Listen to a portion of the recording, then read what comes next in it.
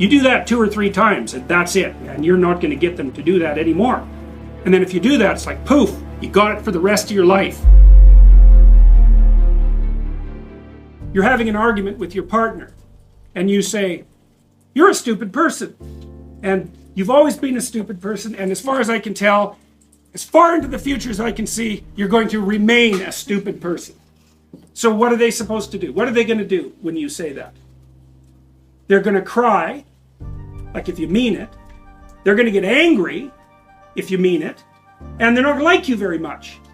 And why is that? Well, it's like, it's assault, basically. The only way, really, the only thing that you can do in a situation like that is walk away, ignore it, respond in kind, or it degenerates into violence. That's it.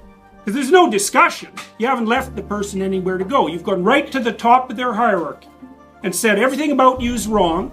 And worse than that, all the mechanisms that we could use to correct it won't work. So those are fighting words. So don't do that unless you want to have a fight. So then you might say, well, what would you do instead? And the answer is, deliver the least amount of information you possibly can. And so let's say you come home and your person is watching TV and you're kind of hoping they'd greet you at the door. You shouldn't break down into tears and say you're a stupid person. You've always been a stupid person and you're going to be a stupid person in the future. You should say, I have this peculiarity, and that is that when I come home, I don't have enough confidence to just be happy. I would like you to come and say, just shut the TV off for 2 minutes, come to the front door and say, hello. And then you can go back and watch your TV. Would it be okay if you did that? And they'll think, well, you'll have to pay for it somehow. But then they'll probably do it. And so, but the thing is you got to specify the routine that you want transformed at the highest possible level of resolution. And you want to recommend the minimal necessary change that will satisfy you.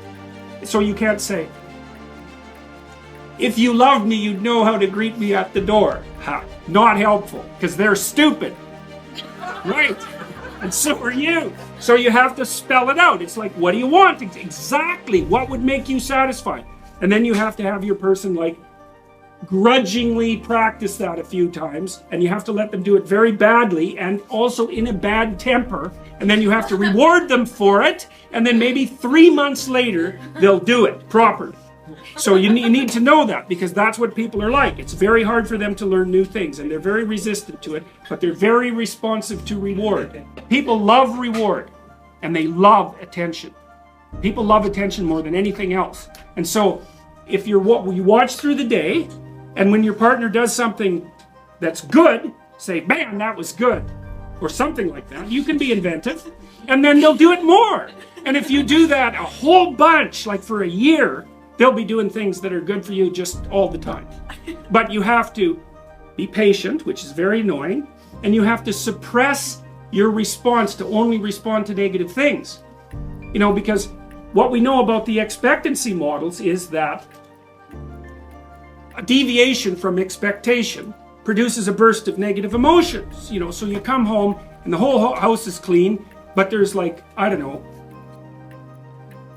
the dog has shed on the rug or something, and the person overlooked that. It's like, you're not going to see the clean house, you're going to see the rug with the dog fur on it. You're going to say, why didn't you clean up the rug with the dog fur? And they're going to say, good luck getting me to clean up the house again. And, you know, because the thing is the exception stands out, and what's done doesn't. And the reason for that is you can just ignore what's done, because it's done. It doesn't get in your way. So it gets invisible really quickly. So you really got to watch that tendency. One of the things Nietzsche said was that if you really want to punish someone, you don't punish them when they do something wrong, because they expect that. That's not a punishment. They expect that. They might even be relieved by it. You want to punish them when they do something right, because then you'll really hurt them. And so that's something to think about. And if you're in a relationship, man, if someone's done something right, do not punish them. You do that 2 or 3 times, and that's it. And you're not going to get them to do that anymore. So judiciousness. Watch what they're doing. If something happens that's good, notice it. And, you know, if they've done a bunch of things, don't concentrate on the things they did wrong. That's not smart.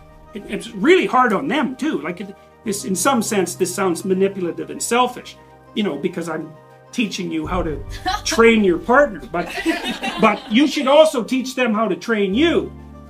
Because it would be really nice if you could come home and the person would say, well, what did you do today? And you say, you know, here's a bunch of things I did. And they say, well, this looks really good and that was great. And why don't you do some more of that? And you're like, oh boy, it was a great day. And so, you know, you can train them to train you properly. And that's a really helpful thing, especially if you do it over a few years. You know, that's how you have a good relationship, because you're both clueless as hell to begin with. You don't know even what would make you happy, much less what would make the other person happy. And so you got to figure these things out bit by bit, and then you have to inform each other, and then you have to be patient enough to let your partner do these things really badly.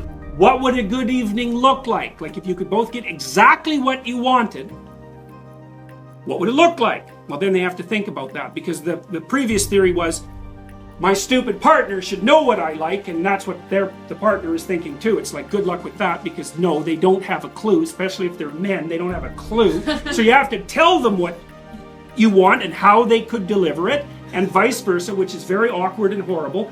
And then you have to practice it for 6 months. Because, you know, it takes a lot of practice to do something sophisticated really well. And then if you do that, it's like, poof, you got it for the rest of your life. So it's worth the aggravation. You know, and the first time the rat puts its paw up on the ladder, it's just sort of doing it accidentally. You can't expect it to do it well. And that's exactly how to view your own progress and the progress of your partner. It's like, let them do it badly for a while. At least they're doing it. So, and if you think they should do it faster, well, look real hard and see how easy it is to change your own behavior. Because it's really hard to change your own behavior. Everybody says, I'm going to exercise 3 times a week. New Year's. And it's like, no one does. They buy the memberships. And then they feel guilty for having them, but they don't actually go to the gym. And that's a perfect example of how difficult it is to transform behavior.